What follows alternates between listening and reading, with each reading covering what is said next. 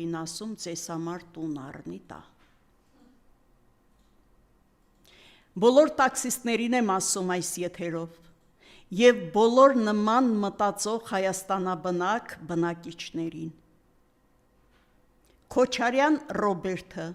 իմ տունը չի տվել Ալիևին։ Իմ բնակարանը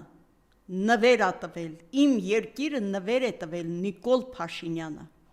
Նրա կոտրած ձեռքի ստորագրությունն է այդ թղթի տակ։ Դրա համար ես Նիկոլ Փաշինյանից եմ պահանջում տուն և երկիր։